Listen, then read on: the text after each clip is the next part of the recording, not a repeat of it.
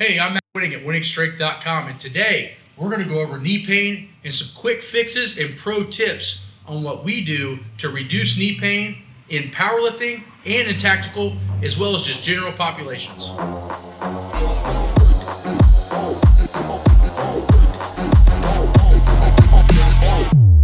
The first thing we need to do is reduce the inflammation.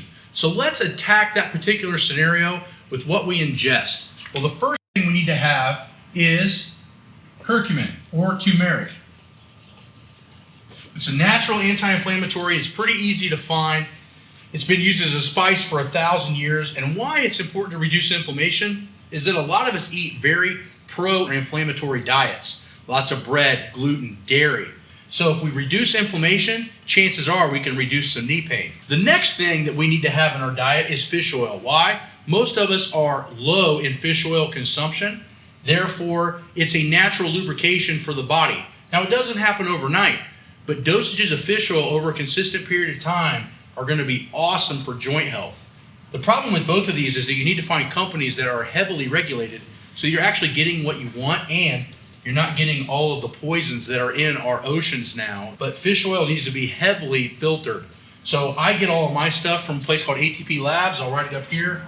And they're from Canada. Now, why Canada? Well, we've talked about this before, but they have to be regulated by their government, meaning that Canadian supplements tend to be a very high potency and be exactly what they say because they're treated such as drugs. So if you order from ATP Labs, you can get that from our website. We're an affiliate program with them and we can offer discounts as well. In reducing inflammation, we also have to have movement.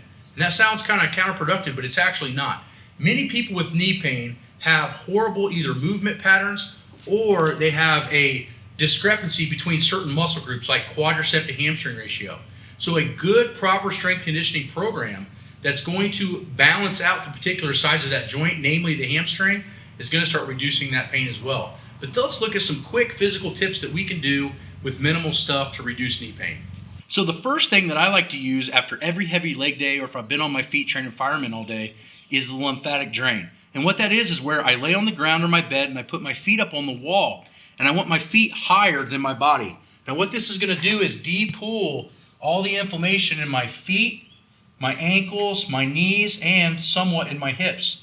Point being is that this is letting gravity work the reverse way and give a lymphatic drain, which is going to take away some of the inflammation in the knee. So what I find for knee pain is lymphatic drain is massive in not only heavily trained people, but just average people day to day. The next one that we do is called a VMO raise. Now I learned this one from when I was at a cast when I was hit by a car, and they wanted me to develop my VMO, which is my vastus medialis oblique. This muscle primary concern is that it makes the kneecap track correctly. So how do we do that? We basically raise our leg, turn it open, right? And then raise and hold. So you want to do this for 3 sets of 30 seconds. And you can see my leg's already shaking. But that is the muscle that it builds right there. Now, a lot of people with knee pain have a very weak VMO, which causes the knee to track incorrectly, allowing it to go laterally, causing a lot of grinding and pain and inflammation. The stronger the VMO, the less pain in the knee. No, this next exercise isn't a shoot for penthouse. But what we're going to show you is a lot of times the tibialis anterior muscle is very, very tight and or weak. And by foam rolling it out, which we all know I'm not a huge fan of foam rolling, this particular muscle causes a buttload of knee pain in a lot of people I've seen. So it's the side of the calf on the outside of the leg. And what you want to do is roll that out. And right now I can feel that pulling on my knee, just laying it right there. Now I've had a lot of damage in my tibialis because when I broke my legs, my bones went all kinds of different directions inside my skin and even outside of my skin. So this tibialis anterior muscle for me has a lot of scar tissue. And when I foam roll the outside, just this much pressure, which is hardly anything, the outside of my tibialis muscle, a lot of times my knee pain will completely go away, and I've seen it help dozens of tactical athletes in their boots, firemen, etc. But the tibialis muscle can play havoc on knee pain. The next one is you want to try to put the knee in traction. So if you think about the knee, it's always getting pushed on by 75-80% of our body weight.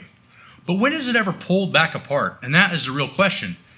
Well, if I put some traction-based tension on this particular joint, I'm going to not only help reduce inflammation, but I'm going to cause spacing allowing the synovial fluid to come back in the joint, allow the inflammation to go down, and hopefully promote more healing. So if my knee is really being a little buster, I will hook this up this way and let it pull on it, and I'll just sit around while I'm watching TV or whatever, 10-15 minutes, pull that away, and I notice that the joint feels immensely better. Not only immediately, but the following weeks and months afterwards. So don't forget to traction your joint. So in closing, we went over some key factors that I use. 1, we gotta clean up the diet and reduce the inflammation. 2, we showed you some key exercises and traction-based movements that can help reduce or alleviate pain.